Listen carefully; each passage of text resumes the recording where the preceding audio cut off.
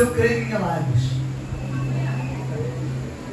Vocês estão olhando não para alguém que é itinerante, que tem o costume de sair por aí, pregar profissionalmente, né? Que tem muita gente assim.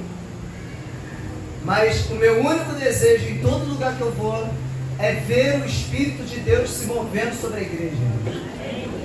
Deixa eu te dizer uma coisa, o primeiro interessado a se mover na igreja é o Espírito de Deus, irmãos. Deus é o mais interessado em te tocar essa noite. Eu não sei você, mas eu estou aberto a Ele essa noite. Às vezes nós clamamos por avivamento, nós clamamos pelas manifestações, mas nós não temos ideia. E quando acontece, nós ficamos escandalizados e falamos: olha, ele está saindo da curva, está saindo do costume. Isso daí não é bíblico.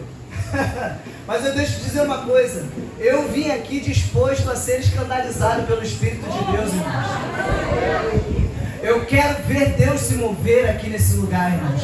E não só isso, Deus, o próprio Espírito de Deus, quer se mover no nosso meio. Ele é o primeiro interessado em tocar a sua vida essa noite, irmãos.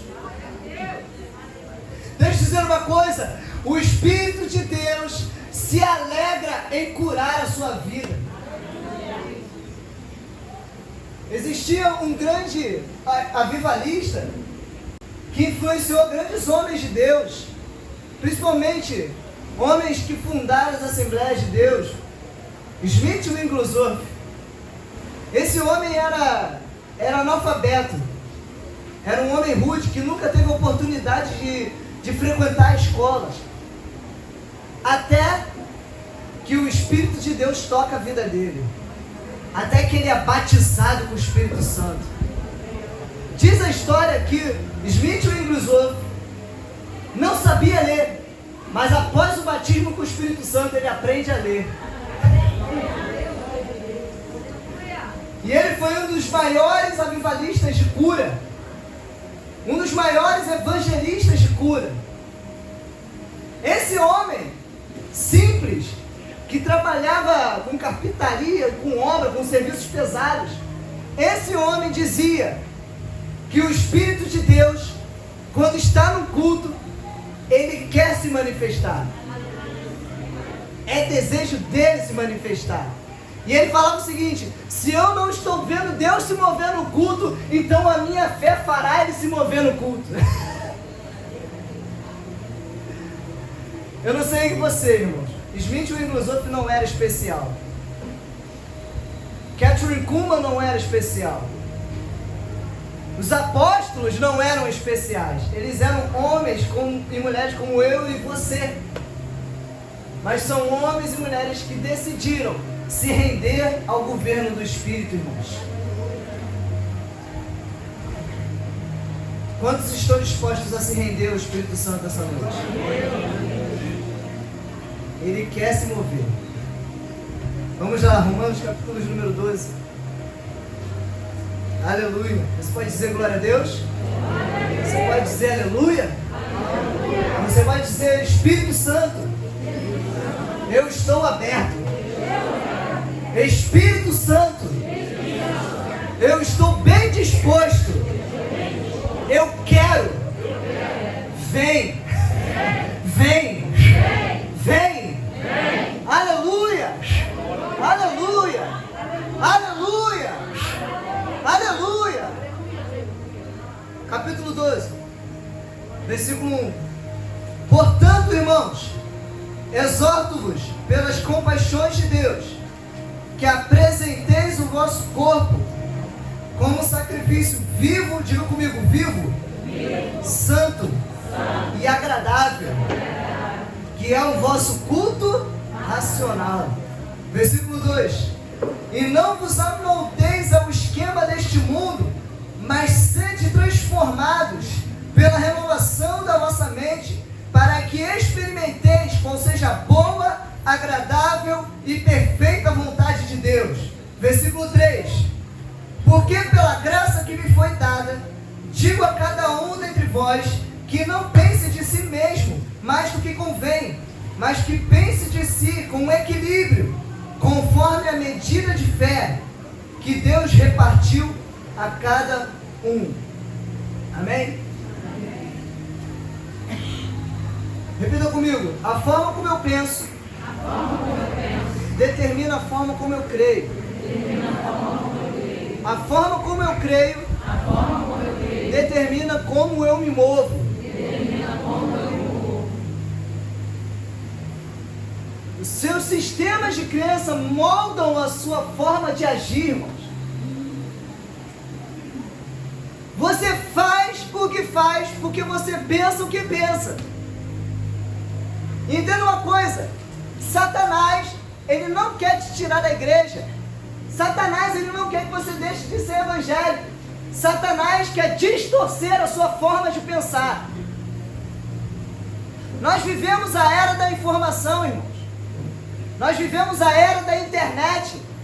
24 horas por dia nós vivemos uma enxurrada de informações, uma enxurrada de notícias, notícias boas, notícias ruins, informações verdadeiras, fake news. Nós vivemos cercados por diversas formas de informações, irmãos. E aquilo que nós decidimos aderir governa a nossa vida.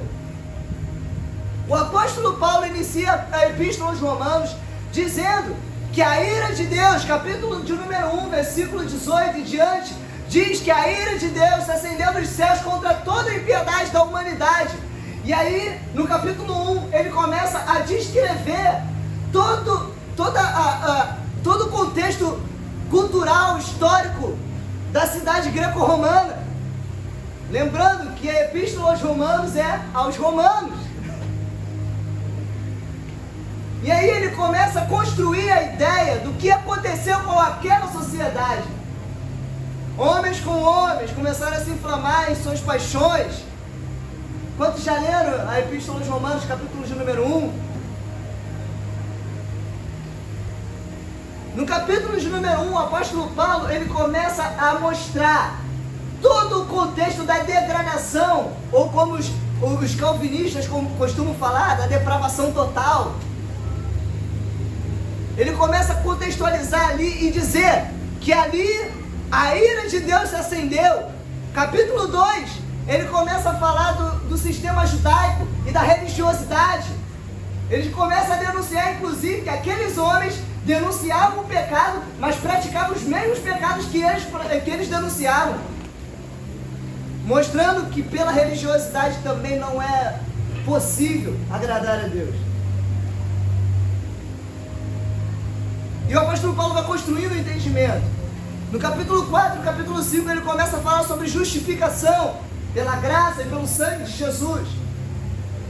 E aí ele começa a construir um entendimento, ele começa a trazer um sentido e dizer, sabe aquela ira de Deus que se acendeu contra toda impiedade, tornando a humanidade como inimiga de Deus? Jesus resolveu na cruz do Calvário. Aleluia! Abre capítulo 5 de Romanos.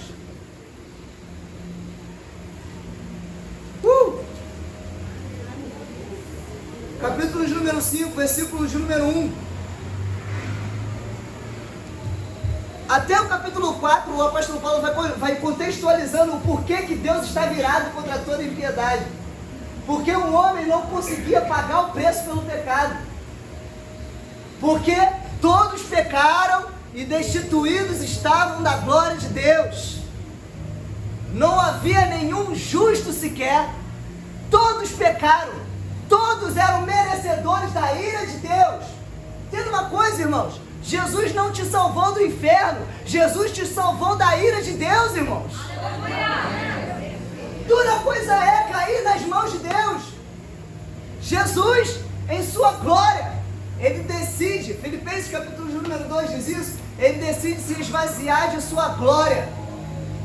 Não levou em consideração ser igual a Deus, mas assumindo forma de servo.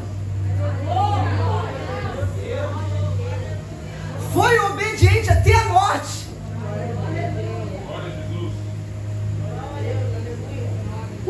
Aleluia. Não sei você, mas eu sinto uma graça nesse lugar, irmão. Aleluia. Aleluia. Você pode dizer aleluia? Aleluia. Jesus aplaca a ira de Deus na cruz do Calvário. Jesus atrai todo o pecado da humanidade, do passado, do presente, do futuro. Ele atrai todo o pecado da humanidade. E aquele julgamento, aquele juízo que viria sobre a humanidade, ele fala: Pai,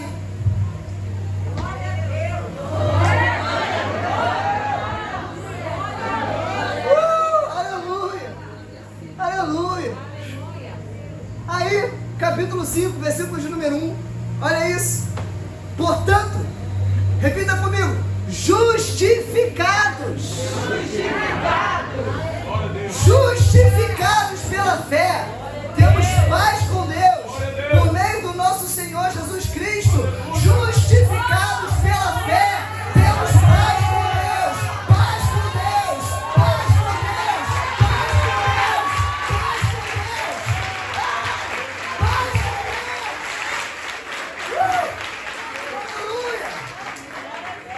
Aleluia! O ambiente não é mais de culpa, não é mais de medo, porque o preço dos nossos pecados foram pagos na cruz. Um ambiente de paz.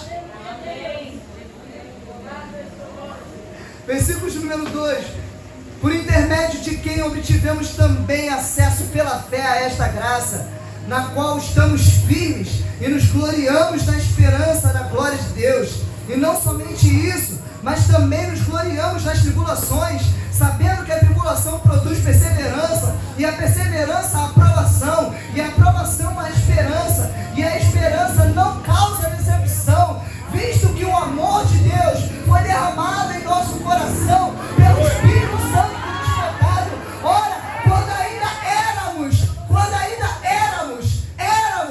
éramos fracos. Percebe? O apóstolo Paulo, ele começa a trazer um entendimento do que Cristo fez na cruz do Calvário. Entenda uma coisa: Jesus não quis fundar um prédio. O plano de Deus nunca foi um prédio, irmãos.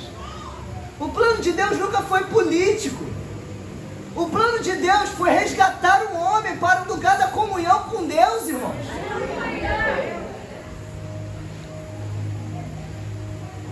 Não mais pelas obras, não mais pelo esforço, mas pela graça, pela fé no Filho de Deus, nascendo de novo pelo Espírito. Estão me fazendo entender, irmãos?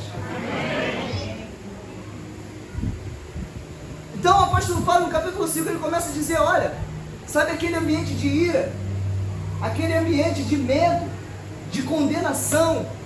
Uma vez que você confessa Jesus como Salvador e você nasce de novo, esse ambiente muda. Por isso lá em Colossenses fala que você foi transportado do império de trevas para o reino do Filho do seu amor. Você não está mais no império, você está no reino, irmãos. Aleluia! E qual é a estratégia de Satanás? A estratégia de Satanás é te convencer de que nada disso aconteceu. Porque a forma como eu penso determina a forma como eu creio. E a forma como eu creio determina a forma como eu me movo. Se eu tenho em mente que eu ainda estou debaixo de condenação, eu não vou agir por fé.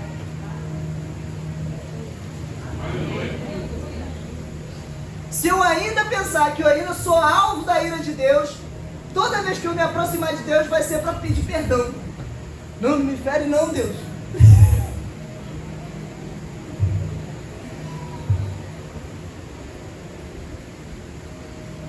Um ambiente de paz. Entenda uma coisa: um pecador não opera milagres. Um pecador não impõe as mãos sobre os enfermos para curá-los em nome de Jesus, porque ele é pecador. Agora um justo, um justificado pelo sangue, quando você confessa Jesus como Salvador, você deixa a condição de pecador, alvo da ira de Deus, e você passa a se tornar filho de Deus, cordeiro com Cristo, justificado.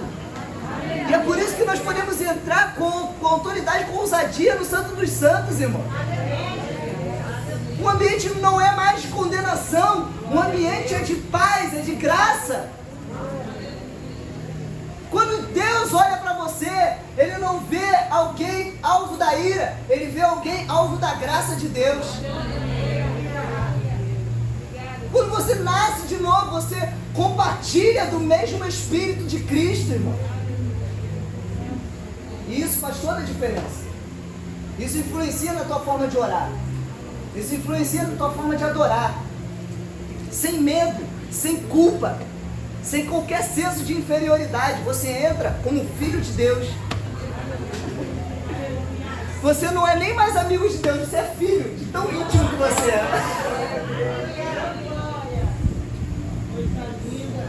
E é por isso que os dons espirituais foram derramados sobre a igreja. Porque a igreja é a família de Deus, irmãos. Esse lugar é o lugar onde Deus inaugurou a filial da eternidade. É por isso que quando entram pecadores por aquelas portas ali, eles entram e confessam Jesus como Salvador, porque eles se dão de cara com a graça de Deus, irmão. O apóstolo Paulo, o antigo Saulo de Tarso, ele cumpria a lei, fariseu dos fariseus, mas perseguiu a igreja porque ele só tinha letra, ele só tinha a teologia dele, mas ele nunca tinha tido um encontro poderoso com Deus, como os cristãos tinham tido, meu irmão. O apóstolo Paulo, ele tinha um profundo zelo pelo nome de Deus, pelo nome da cultura, perseguindo os da seita, os da seita do caminho que ele falava. Ele estava perseguindo para matá-los, para estuprar as mulheres deles, em nome de Deus. Jesus aparece no meio do caminho, e só aí ele tem a revelação. Irmãos, o que nós precisamos é de um encontro com Ele. O chamado nunca foi para que você se tornasse um evangélico. O chamado sempre foi para que você nascesse de novo e se tornasse um outro tipo de ser. Olha para suas mãos aí, principalmente os jovens, olha para suas mãos. Olha para suas mãos, as tuas. Pelas suas mãos, paralíticos andarão, cegos enxergarão, os surdos ouvirão. Pelas suas mãos, pelas suas mãos, pelas suas mãos, o mundo vai ver a glória de Deus. Pelas suas mãos.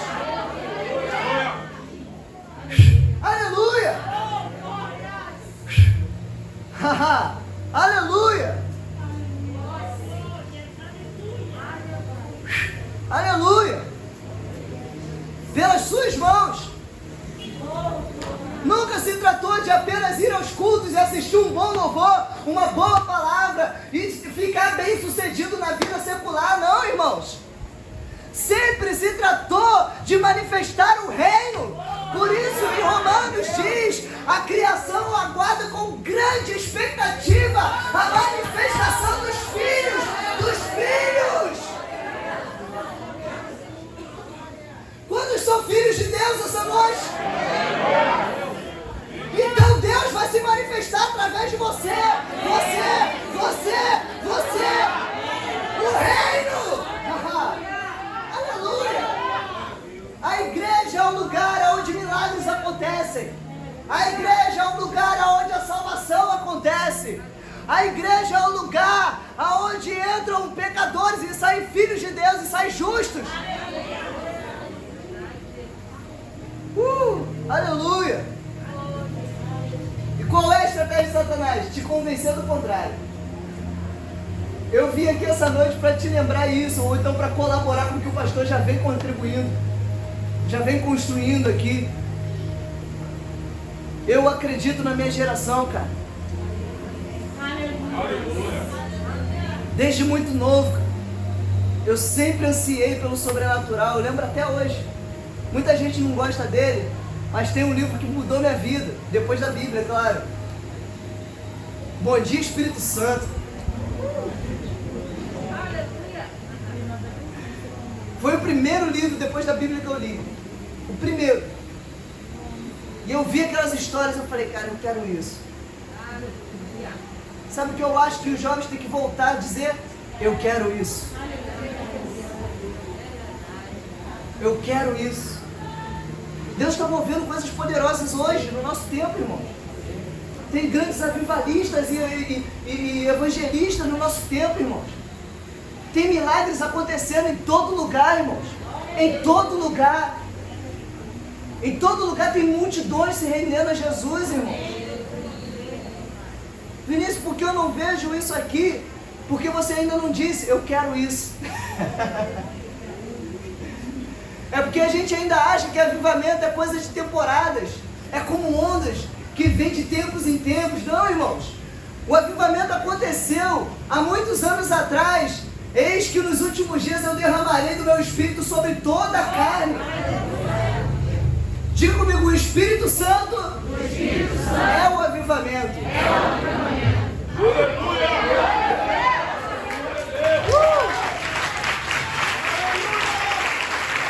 Espírito Santo é o avivamento.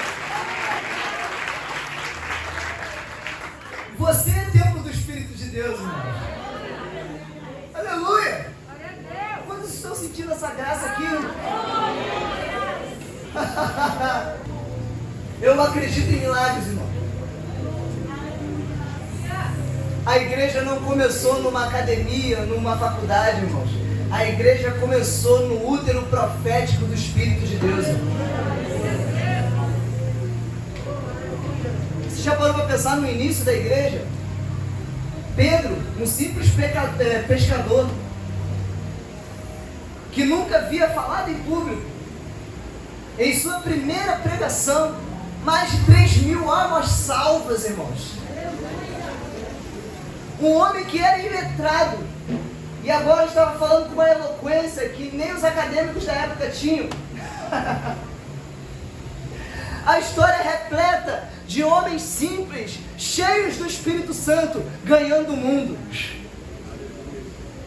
Isso que eu posso fazer, eu sou dona de casa. Eu não sei nem ler, cara. Eu sou um pedreiro. Deus quer usar a sua vida, irmãos. Por isso eu sou só um adolescente. Deus quer usar a sua vida.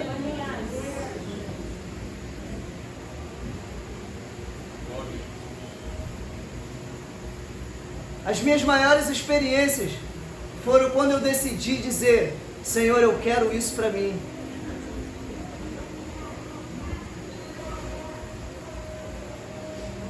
Eu quero isso para mim.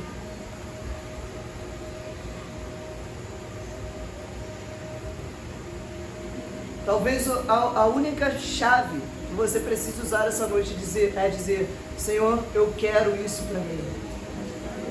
1 Coríntios, capítulo número 14, versículo de número 1 diz isso. Desejai intensamente as manifestações do Espírito. O apóstolo Paulo estava falando dos dons espirituais, e ele dizia que os dons espirituais serviam para o bem comum da igreja, para o aperfeiçoamento dos santos. Quando a igreja começou a cair quando abandonou as manifestações do Espírito e começaram a viver de métodos de crescimento. Quando o crente começa a cair, é quando ele começa a acreditar nas mentiras de Satanás. Quando eu começo a cair, Vinícius, quando eu me convenço de que eu não preciso das manifestações do Espírito para o meu aperfeiçoamento, é só fazer uma faculdade, é só fazer um seminário, que eu vou ser usado por Deus, que eu vou ser pastor. E o apóstolo Paulo, eu ouço o apóstolo Paulo dizer bem alto, é pelos dons espirituais, é pela manifestação do Espírito. Oh, Gálatas insensato, como pode ter começado pelo Espírito e agora dar prosseguimento, querer se aperfeiçoar pela carne, pelo esforço? O dia é hoje, irmãos. O dia é hoje. Vinícius, quando o Espírito de Deus quer me tocar hoje. Quando, Vinícius, eu vou ver milagres acontecendo hoje. Basta você dizer: Senhor, eu quero isso para mim. Eu quero ser usado pelo Senhor. Irmãos, as primeiras igrejas que eu comecei a ministrar foi a Assembleia de Deus. E as irmãs do círculo de oração, e elas diziam para mim: meu filho, busque experiências com Deus. Busque experiências com Deus. Isso nunca saiu da minha memória. No decorrer da caminhada, eu comecei a querer estudar as coisas, comecei a querer estudar teologia, comecei a ver pregadores céticos, comecei a querer ler coisas mais intelectuais, mas o Espírito sempre me puxou de volta. O Espírito falava: cara, você não foi chamado para ser intelectual, cara. A minha esposa está aqui, coitada, ela sofre. Todo dia um vídeo de avivamento, e Kennedy Reagan, e Benny Hinn, e Catherine Kuhlman, e Smith Wigglesworth, e adoração profética pra caramba. E eu falo isso pra ela todo dia: eu quero isso. A gente fica esperando isso, irmão. A gente fica buscando isso. Não tem uma igreja que eu não vá que eu não imponha as mãos sobre os enfermos. Não tem uma igreja que eu vá que eu não imponha as mãos sobre os enfermos, irmão. Eu sou de um tempo, na minha infância, eu lembro que as pessoas ficavam doentes, iam até a igreja para receber imposição de mãos e receber a oração da fé com um óleo ungido. Hoje nós ficamos doentes, ligamos para o pastor e dizemos: pastor, não vai dar para ir. Eu tenho que me cuidar. Irmãos, o crente secular é o que acredita mais no remédio do que na oração, irmãos. Não é errado tomar remédio. Errado é você não crer na oração. Errado é você não crer que todas as nossas enfermidades foram levadas na cruz do Calvário. Faz parte do plano de salvação, sabia? Faz parte. Ele não levou apenas os seus pecados, ele levou todas as enfermidades. Atos capítulo de número 10, versículo de número 28 diz que Jesus andou por toda parte, curando todos os oprimidos de Satanás. Sabe o que isso quer dizer? Ele andava pelo caminho, apareceu um enfermo e ele era curado. Porque o filho faz o que vê o pai fazer, irmãos. Vinícius, mas se eu impor as mãos e não for curado, ore de novo. Ora no Espírito Santo. Judas, capítulo de número 1, só tem um capítulo, 20, diz o seguinte: edificando-vos na santíssima fé, orando no Espírito Santo. Vinícius, o que eu faço quando eu sinto minha fé fraca? Simples, é só você começar e falar: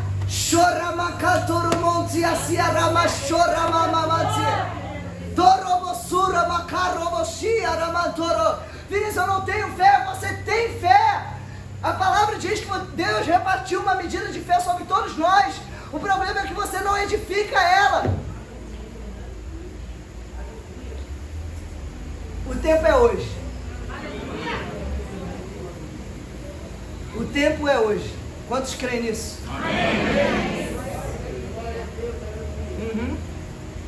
Você pode se colocar de pé?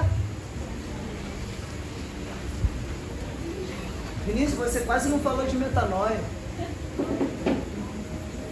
Falei sim.